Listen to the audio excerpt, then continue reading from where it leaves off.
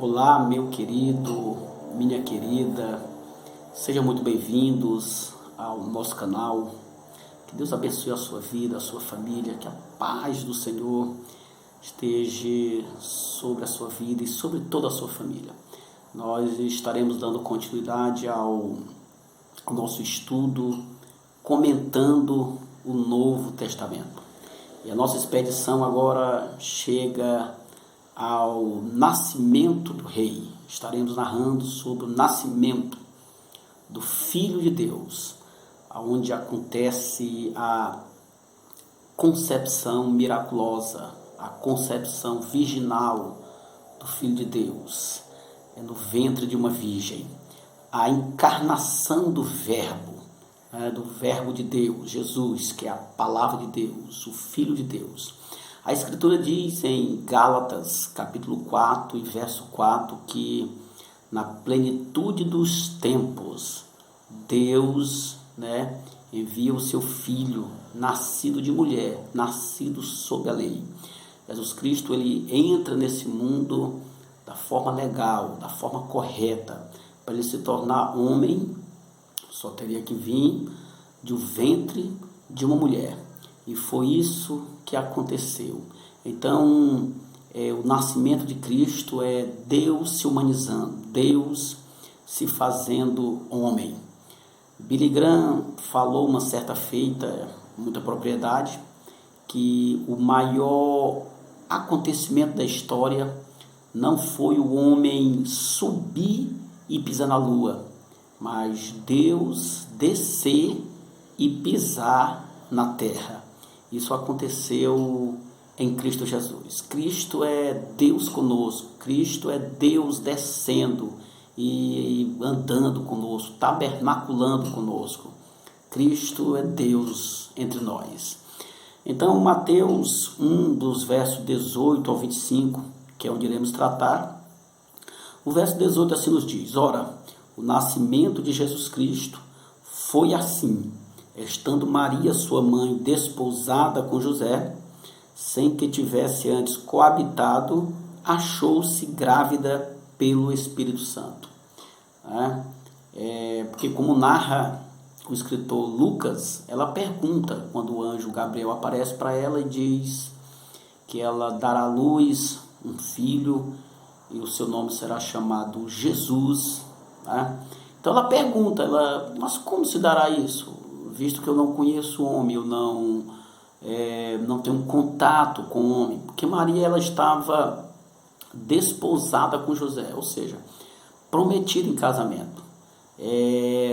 Violar esse desposamento, esse pacto, teria como pena de morte pela lei, então, como se deu essa concepção virginal? Lucas nos dá um vislumbre melhor no capítulo 1 do seu livro de Lucas, e o versículo 35 diz assim: Respondeu-lhe o anjo: Descerá sobre ti o Espírito Santo, e o poder do Altíssimo te envolverá com a sua sombra. Por isso também o ente santo que há de nascer será chamado Filho de Deus. Então, a Escritura é bem clara em dizer que houve uma intervenção de Deus. O Espírito desceu sobre ela e a sombra do Altíssimo o cobriu. O que a Escritura vem nos dizer sobre esse milagre que aconteceu. Muito embora sabemos que milagre não se explica. E o milagre da concepção virginal é tão grande quanto o milagre da encarnação do Verbo. Então, o verso 19 vai dizer: Mas José, seu esposo, sendo justo e não a querendo infamar, resolveu deixá-la secretamente. José, aqui o seu noivo, o que estava desposado com Maria, ele não sabia da forma que o anjo Gabriel tinha aparecido para Maria e tinha falado sobre isso, e ela engravidou. Então, a lei dava amparo para ele pegar ela, tomar ela e levar os anciãos da cidade e mostrar: olha, essa mulher está desposada comigo e apareceu agora grávida. Então, pela lei, ela seria apedrejada ou queimada, certo? Então ele pensou, só que ele não quis fazer isso, ele não quis usar do direito que a lei lhe dava, porque, como diz o texto, sendo ele um homem justo, ele não quis infamá-la, no caso, expô-la ao ridículo, né? Toda a vila ali, o povoado de Nazaré, a pequena cidade de Nazaré, ia dizer: olha, essa mulher noivou com José e agora apareceu grávida. Com certeza iriam dizer fruto de um adultério, né? Então, o que José pensou? Então, eu vou deixá-la secretamente. Eu acredito, ele preparou seus pertences e ia sair caladamente, de madrugada, por exemplo. Mas enquanto ele meditava sobre isso, né, o versículo 20 diz que enquanto ponderava nessas coisas, eis que ele apareceu em sonho, um anjo do Senhor, dizendo: José, filho de Davi, não temas receber Maria, tua mulher, porque o que nela foi gerado é do Espírito Santo. Ela dará à luz um filho, e lhe porás o nome de Jesus, porque ele salvará o povo dos pecados deles. Né? Então foi essa a palavra que o anjo Gabriel, mesmo que apareceu para Maria para predizer esse nascimento, né? Agora fala com ele, para ele não deixar a sua mulher, porque o que estava lá no seu ventre não era um fruto de adultério, mas sim Deus escolheu ela, né? Por isso que ela foi chamada bem-aventurada entre as mulheres, porque Deus a escolheu ela. Havia outras mulheres, tal como ela, mulheres piedosas, mulheres tementes a Deus, mas Deus escolheu ela que juntamente com José eram da tribo de Judá, pela qual viria o Salvador. E os dois, tanto José como Maria, eles eram tementes a Deus, eles eram piedosos. E Deus escolheu ela, né, para que o seu filho viesse ao mundo no tempo certo. Então, José, depois de ouvido isso que o anjo falou, então ele recebeu a sua esposa e não a conheceu até que ela deu à luz a Jesus. Mesmo depois dela ter dado à luz a Jesus, ela continuou virgem. Mas aí depois casou-se com José normalmente, né? Casou-se com ele, tiveram filhos. A Escritura diz lá em Mateus 13:55 que tiveram filhos, diz até os nomes deles, né? Judas, Simão, José, Tiago e algumas filhas também. Diz: todas as suas irmãs também estão conosco, podendo ser duas ou mais. Então José com Maria teve filhos e filhas, normal, como qualquer um casal, né? Então a questão de que ela ainda continuou virgem depois que Jesus nasceu e José tomou-a como esposa, essa tese não tem sustento nas Escrituras Sagradas. Nem também que José, quando a conheceu, já tinha esses filhos, né? Também a Escritura não fala sobre isso. Então, prosseguindo, versículo 22. Ora, tudo isso aconteceu para que se cumprisse o que fora dito por intermédio do profeta. Verso 23. Eis que a virgem conceberá e dará à luz um filho, e ele será chamado pelo nome de Emanuel, que quer dizer Deus conosco. Então aqui no texto nós já vemos dois nomes referentes a Cristo, né? Nome Jesus, que é um nome próprio. Cristo, como nós já falamos em outros estudos, é um título, né? Jesus ou Cristo é um título, assim também como João ou Batista.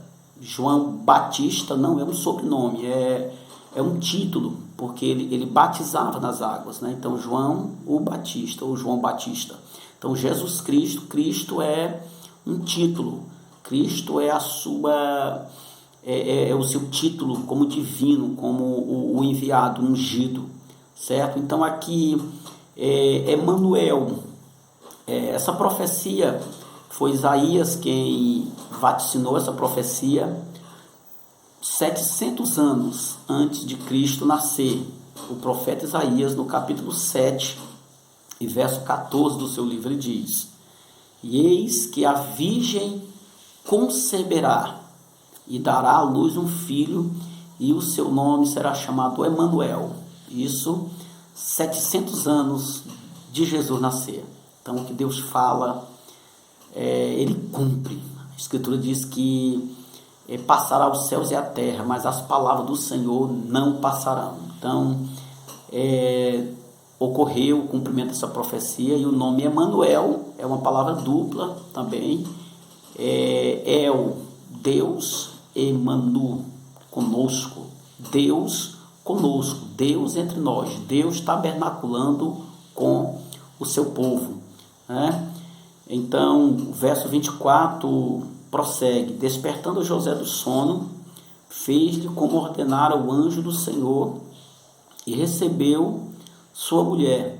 Contudo, não a conheceu, enquanto ela não deu à luz a um filho, a quem pôs o nome de Jesus, né? Conforme nós falamos. Então, ele atendeu.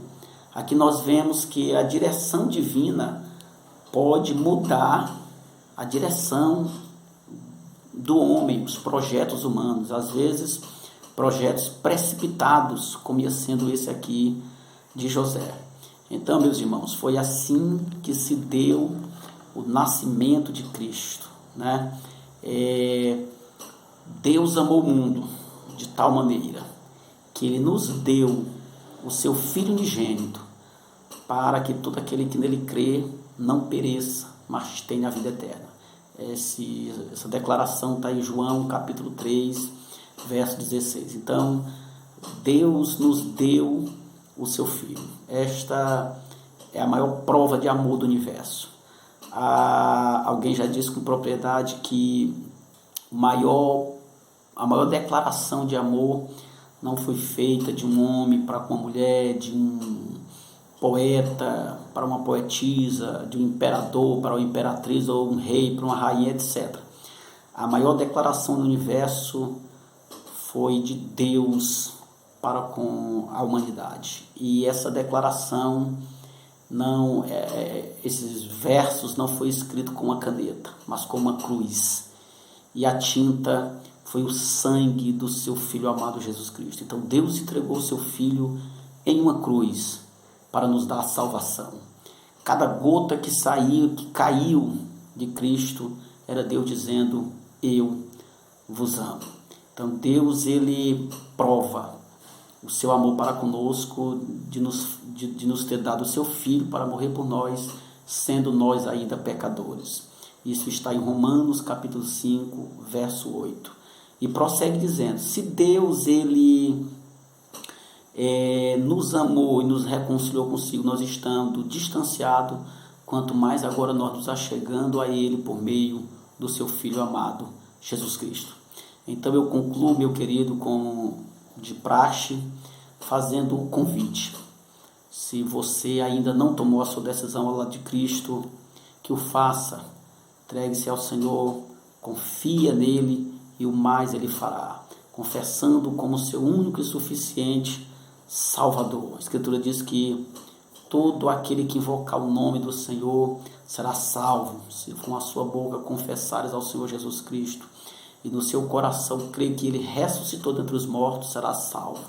Romanos capítulo 10 e verso 9. Amém? Ou se você se encontra afastado dos caminhos do Senhor, ainda há tempo de voltar para a casa do Pai.